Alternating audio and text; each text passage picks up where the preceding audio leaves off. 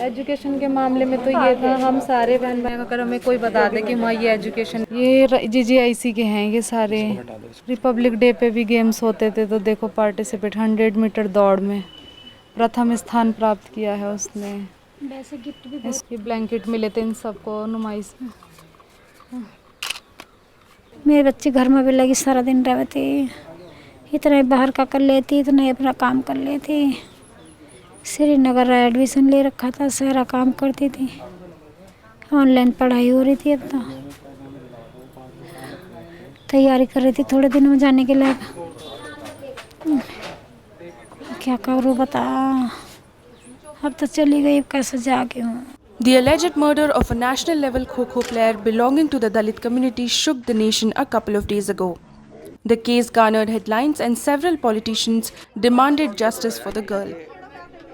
The 24-year-old victim Friday left home to go to a local private school to submit her resume for the job of a sports teacher.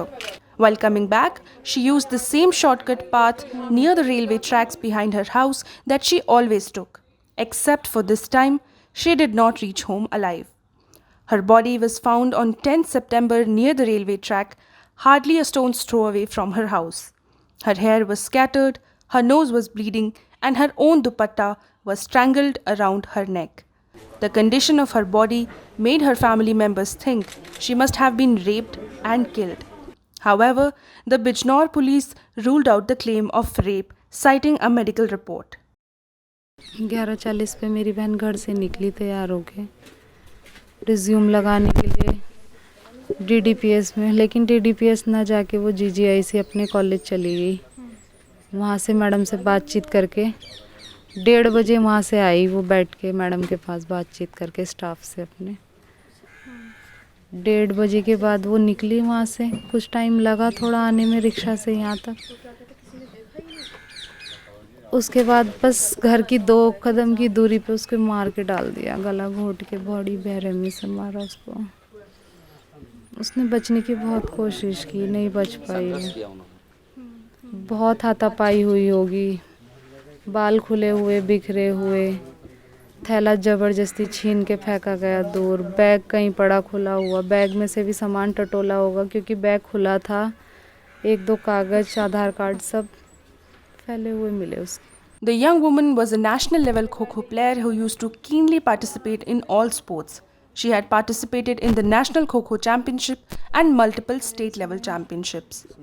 ये basketball का है। Basketball भी खेलती थी वो game तो छोड़ती नहीं थी, किसी जो भी कुछ होता था एकदम से पार्टिसिपेट के लिए आगे आ जाती थी। नुमाइश वाले गेम भी होते थे तब भी जाके पार्टिसिपेट करती थी वो। सन 2012 का है। रिपब्लिक डे पे भी गेम्स होते थे तो देखो पार्टिसिपेट 100 मीटर दौड़ में प्रथम स्थान प्राप्त किया है उसने। वैसे गिफ्ट भी इसमें देखो स्टूड फर्स्ट, इसमें भी के कंबल के, कुकर के, बहुत सारे होट पोट के, बहुत कुछ कई सामान। हाँ, कंबल मिला, बैग, चादर, बैग मिला, ट्रॉली वाला, बहुत सारे गिफ्ट। और कुछ फोटोज हैं ma'am. Her body was found around 2 p.m., but the police and railway police could not decide under whose jurisdiction the matter falls. Eventually, an FIR was registered at 10 p.m. on 10th September.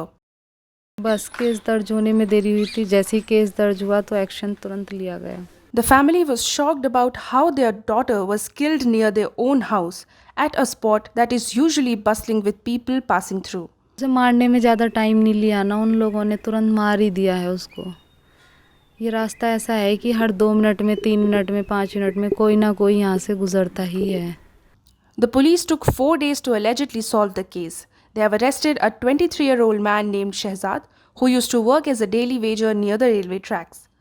According to the police, the convict was under the influence of narcotic substances.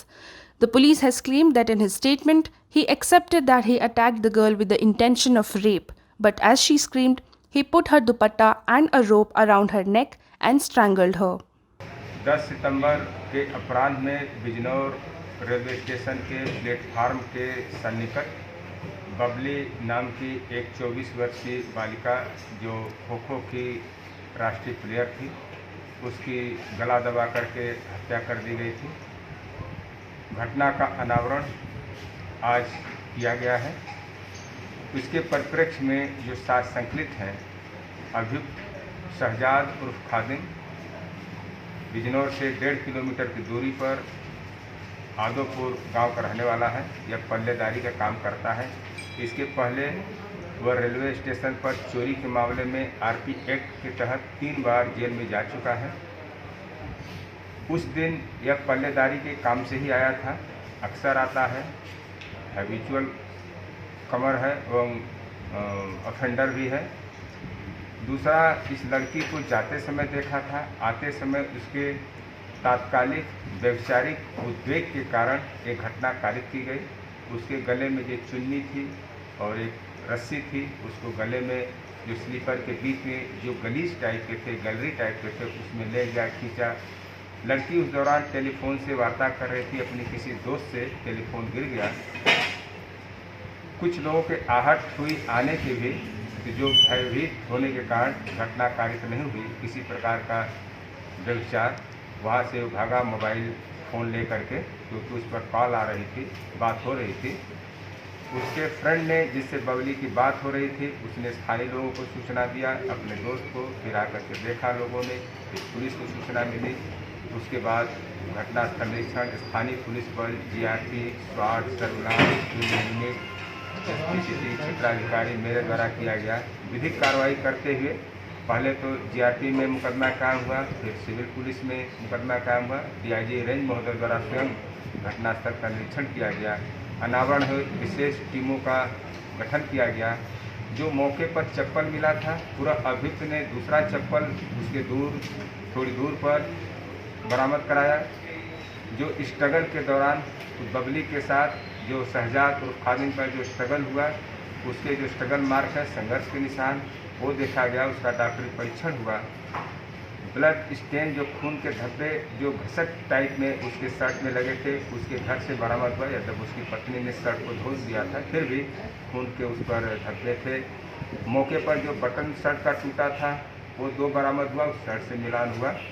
The man has been arrested under IPC Section 302, 201, 376 and 511 for murder, attempt to rape and destruction of evidence.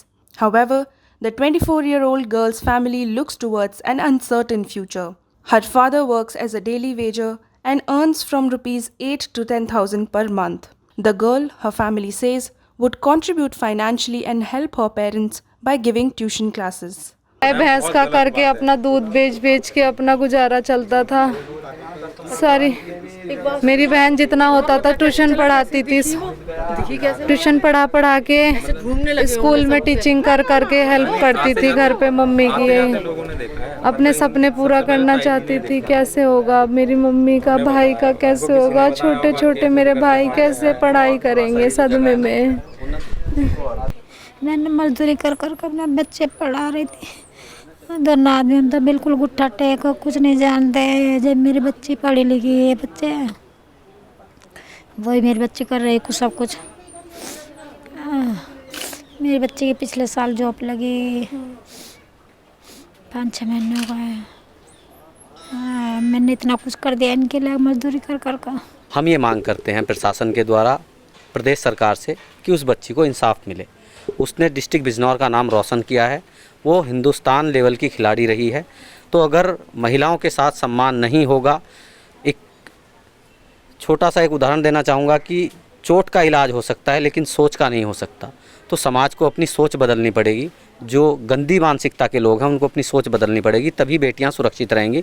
सरकारें बदलती रहती हैं लेकिन बेटियां सुरक्षित तभी रहेंगी जब सोच बदलोगे।